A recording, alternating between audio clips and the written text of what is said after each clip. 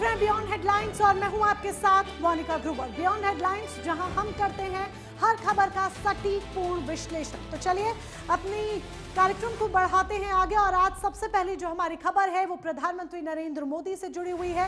प्रधानमंत्री नरेंद्र मोदी से जुड़ी ये खबर आपके सामने रखते हैं, जहां पर चांसलर के साथ, जर्मन चांसलर के साथ उनकी मुलाकात 25 साल पुरानी रणनीति को भी साझा करती है। क्या और कैसे, आइए विस्तार से आपके सामने रखते हैं और पूरी जानकारी आप तक पहुंचाते हैं। गांधीनगर से एक तस्वीर सामने आई है, वो तस्वीर भी हम आपके सामने रखेंगे क्योंकि ये तस्वीर बहुत अहम इसीलिए हो जाती है क्योंकि भारत और जर्मनी की 25 साल पुरानी रणनीतिक सोच को ये उजागर करती है।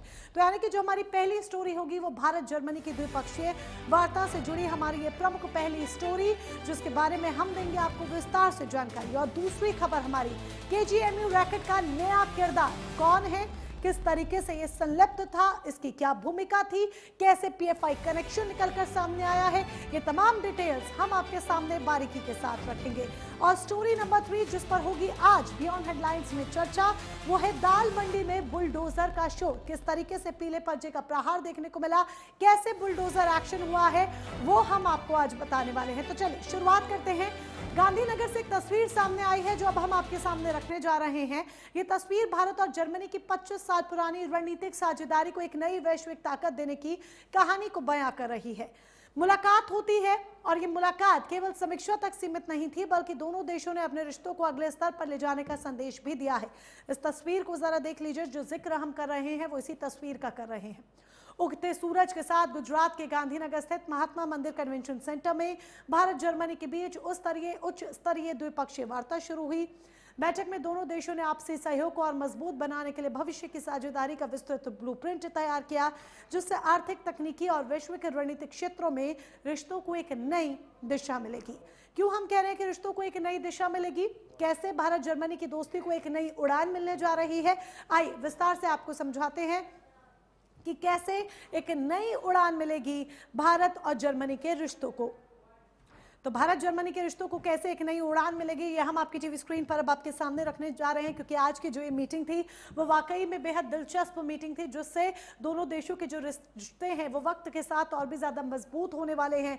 और क्यों हम ये कह रहे हैं, कैसे एक नई उड़ान मिलेगी और कैसे ये जो मीटिंग है वो एक नई दिशा में आगे लेके जाएगी दोनों देशों को, जान लीजिए। पीएम मोदी और जर्मन चांसलर ने गांधीनगर के महात्मा मंदिर कन्वेंशन सेंटर में डेलीगेशन स्तर की आज बातचीत की है। भारत जर्मनी के सहयोग को और भी ज्यादा बढ़ाने पर जोर दिया गया है इस मीटिंग में, इस बातचीत में, कि भारत और जर्मनी के बीच का जो सहयोग है उसे और ज्यादा बढ़ावा दिया जाए। यह बैठक दोनों देशों के बीच 25 साल पुरानी रणनीतिक साझेदारी की प्रगति की समीक्षा करने के उद्देश्य से हुई है, क्योंकि दोनों देशों के बीच 25 साल पुराना दोस्ताना है। दोनों नेताओं ने व्यापार और निवेश, तकनीक, शिक्षा, स्किल, मोबिलिटी में सहयोग पर चर्चा की है कि कैसे दोनों देशों के बीच में ये तमाम चीजें बढ़ाई जा सके। रक्षा, सुरक्षा, विज्ञान, अनुसंधान, हरित विकास और लोगों के बीच संबंधों पर भी ध्यान दिया गया है। पीएम मोदी और जर्मन चांसलर ने गांधीनगर के महात्मा मंदिर कन्वेंशन सेंटर में ये मुलाकात की। जर्मनी के चांसलर फ्रेडरिक मर्ज की ये भारत यात्रा देखा जाए तो कई कारणों से खास और महत्वपूर्ण रही है। ये यात्रा एक ऐसे समय पर हुई है जब पूरा देश स्वामी विवेकानंद की जयंती मना रहा था। स्वामी विवेकानंद के विचार, उनके ज्ञान और आध्यात्मिकता ने भारत और जर्मनी के बीच दोस्ताना और भी ज्यादा मजबूत किया है, इन रिश्तों को लंबे समय से बनाए रखा है। इस साल भारत और जर्मनी के राजनयिक संबंधों को 75 साल पूरे हो रहे हैं, जो दोनों देशों के लंबे समय से चल रहे सहयोग और भरोसे का प्रतीक है। भारत की पहली यात्रा पर आए चांसलर मर्ज का गुजरात में भव्य स्वागत किया गया। इस दौरान दोनों देशों के बीच व्यापार, तकनीक, विज्ञान और संस्कृति के क्षेत्रों में सहयोग को और मजबूत करने की बात हुई। इस यात्रा ने भारत जर्मनी के रिश्तों को नए स्तर पर ले जाने का मार्ग तैयार किया और भविष्य में साझेदारी को और बढ़ावा देने के संकेत दिए। मर्ज का भारत में स्वागत करना मेरे लिए विशेष प्रसन्नता का विषय है। ये एक सुखद संयोग है कि स्वामी विवेकानंद जी ने ही भारत और जर्मनी के बीच दर्शन, ज्ञान और आत्मा का सेतु बनाया था। आज चांसलर मर्ज की यह यात्रा उसी सेतु को नई ऊर्जा, नया विश्वास और नया विस्तार प्रदान कर रही है। चांसलर के रूप में यह उनकी भारत ही नहीं बल्कि एशिया की पहली यात्रा है। चांसलर मर्ज की ये यात्रा एक विशेष समय हो रही है। पिछले वर्ष हमने अपने रणनीतिक साझेदारी के 25 वर्ष पूरे किए और इस वर्ष हम अपने राजनयिक संबंधों के 75 वर्ष भी मना रहे हैं। ये माइलस्टोन्स केवल समय की उपलब्धियां नहीं है, ये हमारी साझा महत्वाकांक्षाओं, परस्पर विश्वास और निरंतर सशक्त होते सहयोग के प्रतीक है। भारत और जर्मनी जैसे देशों की अर्थव्यवस्थाओं के बीच करीबी सहयोग पूरी मानवता के लिए महत्वपूर्ण है। जर्मनी के चांसलर की भारत यात्रा के दौरान भारत और जर्मनी के बीच कई महत्वपूर्ण समझौतों पर हस्ताक्षर हुए हैं, जो सीधे तौर पर हमारी सुरक्षा, शिक्षा, तकनीकी विकास से जुड़े हैं। पीएम मोदी और चांसलर फ्रेडरिक मर्ज की यह मुलाकात सिर्फ औपचारिक बातचीत तक सीमित नहीं रही, बल्कि इसमें डिफेंस, सेमीकंडक्टर और अन्य आधुनिक तकनीकी क्षेत्रों में भविष्य की चुनौतियों से निपटने का विस्तृत खाका तैयार किया गया। इन समझौतों के माध्यम से दोनों देश न केवल अपने द्विपक्षीय सहयोग को मजबूत करेंगे, बल्कि वैश्विक स्तर पर आर्थिक और तकनीकी साझेदारी को भी एक नई दिशा देंगे। आइए अब जरा एक नजर डालते हैं कि इस दौरे के दौरान किन किन अहम समझौतों पर मोहर लगी। वो भी हम आपको बताएंगे कि किन अहम समझौतों पर मोहर लगी है, लेकिन प्रधानमंत्री नरेंद्र मोदी ने कैसे कहा और क्या कहा कि कैसे ये मुलाकात वाकई में एक माइलस्टोन साबित हो रही है, सुनिए जरा। भारत और जर्मनी के बीच टेक्नोलॉजी सहयोग प्रति वर्ष मजबूत हुआ है और आज इसका प्रभाव ग्राउंड पर स्पष्ट रूप से दिखाई देता है। रिन्यूएबल एनर्जी के क्षेत्र में भारत और जर्मनी की प्राथमिकताएं समान है। इसमें सहयोग को बढ़ाने के लिए हमने India Germany centre of excellence स्थापित करने का निर्णय लिया है। ये नॉलेज, टेक्नोलॉजी एंड इनोवेशन का साझा मंच बनेगा। रक्षा और सुरक्षा में बढ़ता सहयोग हमारे आपसी भरोसे और साझी सोच का प्रतीक है।